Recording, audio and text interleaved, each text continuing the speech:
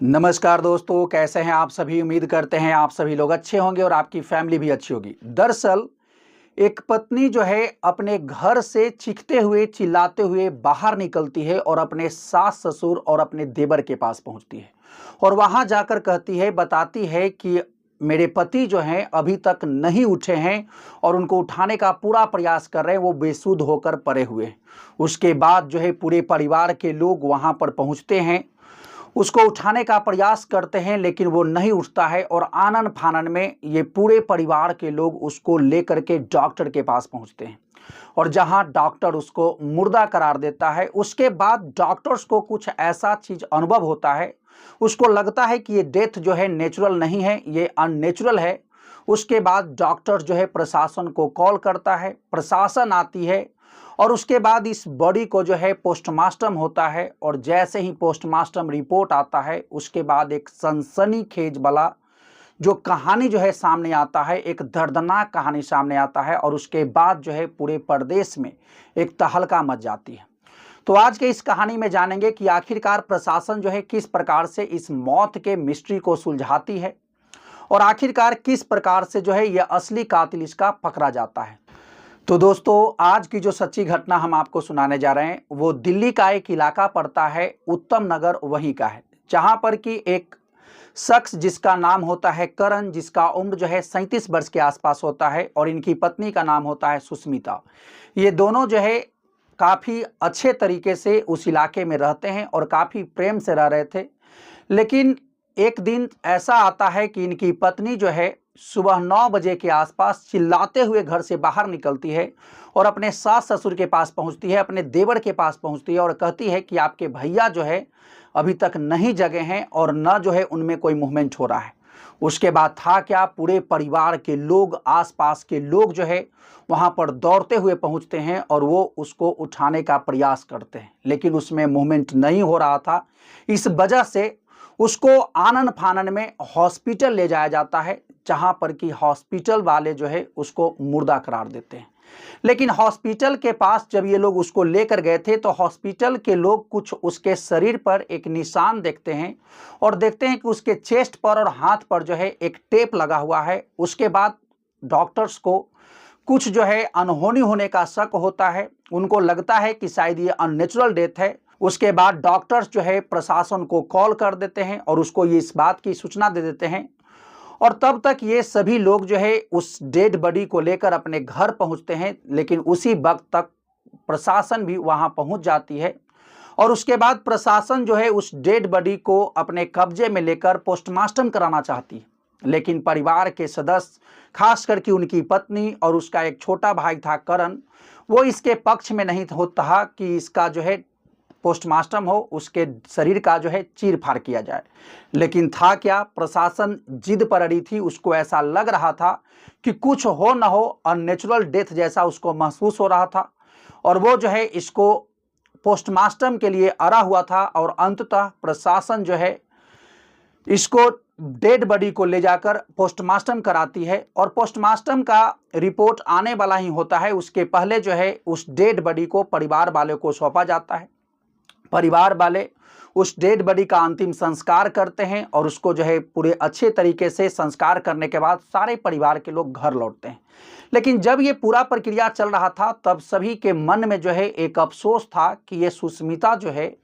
ये काफ़ी कम उम्र में जो है विधवा हो गई है और ये सभी लोग जो है आपस में बातें कर रहे होते हैं। और जब सब लोग दाह संस्कार करके घर लौटते हैं तो चूंकि एक परंपरा होता है कि स्नान करने के बाद ही घर में घुसना होता है, उसी बीच जो है ये करण का एक छोटा भाई जो है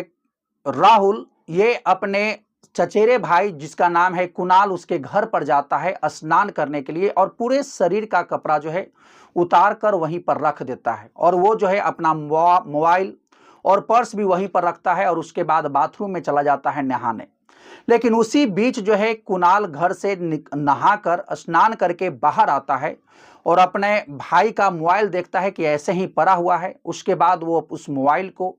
अपने हाथ में लेता है और जैसे ही हाथ में लेता है तो चूंकि वो मोबाइल जो था अनलॉक था और उस पर जितना भी चैट हो रहा था वो सारी चैट जो है अपने ऑटोमेटिक ओपन हो जाता है और चैट में उसमें ये दिखाई देता है कि उसकी भाभी जो कि सुष्मिता है और इस राहुल के बीच काफ़ी बातचीत हुआ है और वो उसी वक्त का था जब उसके भाई का देहांत हुआ था। और जैसे ही वो चैट जो है नीचे से ऊपर की ओर पढ़ते हुए जाता है, वो पढ़कर चौंक जाता है, दंग रह जाता है और वो इस सारी बातों को पढ़ चुका था कि ये दोनों मिलकर ही जो है मेरे भाई का कत्ल किए हैं। और उसके बाद कुणाल इस चैट को लेकर अपनी माँ और बहन के पास जाता है, उसको दिखाता है और उसके बाद था क्या, इसकी माँ और बहन जो है उस चैट को, इंस्टाग्राम का जो चैट था उसको वीडियो रिकॉर्ड करते हैं और दौड़ते हुए प्रशासन के पास पहुंचते हैं। प्रशासन वाले से कहते हैं कि ये जो है अननेचुरल डेथ सच में नहीं था और ये इसका असली कातिल जो है मेरी बहू सुष्मिता और मेरा एक छोटा भाई जो है, चचेरा भाई था, वो जो राहुल था वो है। लेकिन प्रशासन कहती है कि अब कुछ भी नहीं हो सकता है, अब जो है पोस्टमार्टम रिपोर्ट आने का आप वेट कीजिए, उसके बाद ही कुछ किया जा सकता है।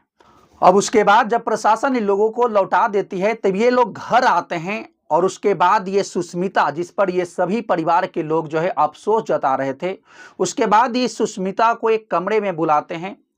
और आखिरकार कुणाल डायरेक्ट उनसे पूछता है कि बताइए आपने मेरे भाई का कत्ल क्यों किया। अब वो शुरुआत में तो सकपका जाती है, बहाने बनाती है कि मेरे हमको मारता था, पीटता था, लेकिन जब उसको चैट दिखाया जाता है तब वो जाकर के सच्चाई को जो है एक्सेप्ट करती है और वो कहती है कि हाँ, हमने ही उसको मारा था। कबूल कर लिया सब कुछ,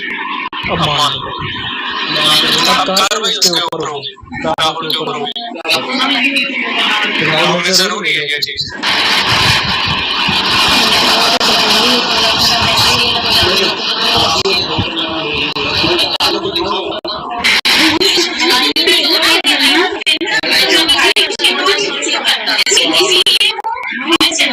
इसको ये तो समझना चाहिए ना, मैं घर चला रही हूँ, वो मेरा घर तो बना रहा है।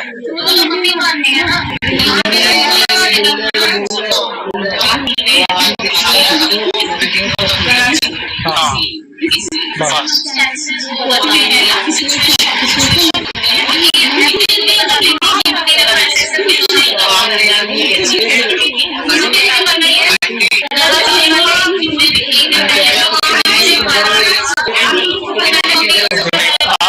इनसे बात क्यों नहीं करते? इनसे बात करो, ये तो पास है, आओ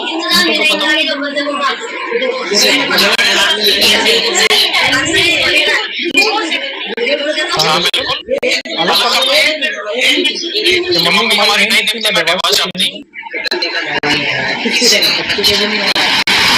बच्चे को तो मैंने उसको तो समझ में नहीं है, बच्चे को क्या हो रहा है उसके लिए तो मजाक कर रहा है। अब जो है तुरंत उसी के बाद जो है तुरंत इसके जो चचेरा भाई था राहुल, उसको भी बुलाया जाता है और उसको भी ये चैट दिखाया जाता है और उससे पूछा जाता है कि आखिरकार तुमने हमारे भाई का कत्ल क्यों करवाया। तो वो भी जो है तुरंत इस बात को एक्सेप्ट कर लेता है कि हाँ, हम दोनों मिलकर जो है आपसी साजिश के तहत यानी उसका कत्ल करवाए थे। अब चूंकि ये लोग पुलिस के पास पहुंच चुके थे और उसी के आधे घंटे बाद जो है प्रशासन आती है, दोनों को अरेस्ट करती है। अब उसके बाद एक नई कहानी उभर करके सामने आती है और नया कहानी ये था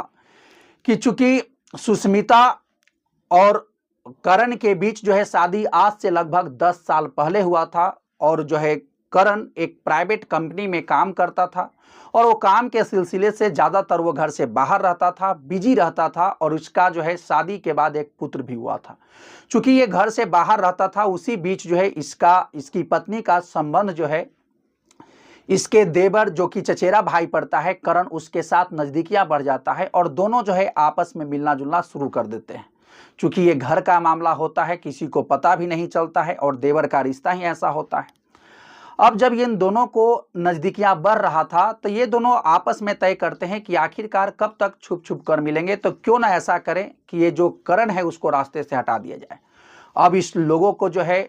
इन लोग प्लान करते हैं कि करण को आखिरकार किस प्रकार से हटाया जाए। अब ये दोनों मिलकर करण को रास्ते से हटाने का प्लान करते हैं और प्लान में ये तय होता है कि इसको नींद की गोली देकर इसको मार देना है। अब चूंकि राहुल एक नींद का टैबलेट जो है खरीद करके सुष्मिता को देता है और सुष्मिता उसको जो है दही में मिलाकर अपने पति को देती है, लेकिन उसका पति जो है दही नहीं खाता है और उसी दिन उसके घर में दाल सब्जी और रोटी बना था। तो बाकी जो टैबलेट बचा हुआ था उस सभी टैबलेट को जो है उस सब्जी और दाल में मिलाकर करण को खिला देती है और उसके बाद करण जो है सोने चला जाता है। और जैसे ही सोने जाता है उसके बाद ये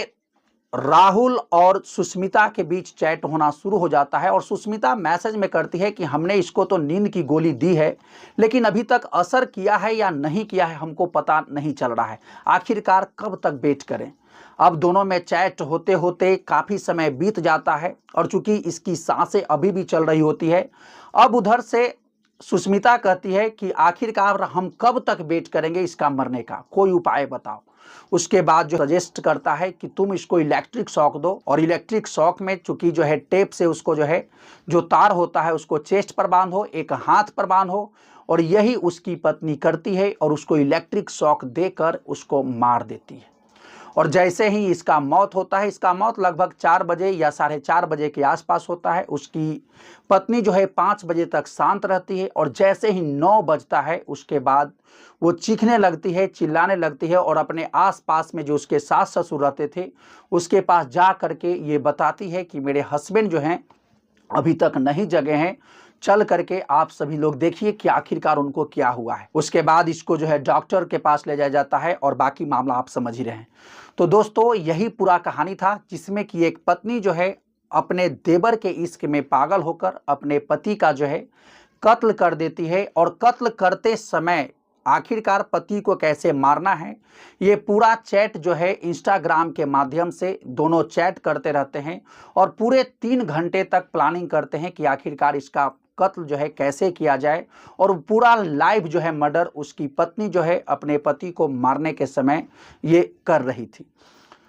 तो दोस्तों ये कहानी सुनाने का उद्देश्य किसी को हताश करना या परेशान करना नहीं है, बल्कि आपको जागरूक करना है, आपको सचेत करना है। यदि आप इसी प्रकार से क्राइम से संबंधित स्टोरी सुनना चाहते हैं, जानना चाहते हैं, तो इस चैनल से जुड़िए, चैनल को सब्सक्राइब कर लीजिए। तो चलिए मिलते हैं नेक्स्ट वीडियो में नेक्स्ट क्राइम की कहानी के साथ। तब तक के लिए thank you, best of luck, जय हिंद, जय भारत।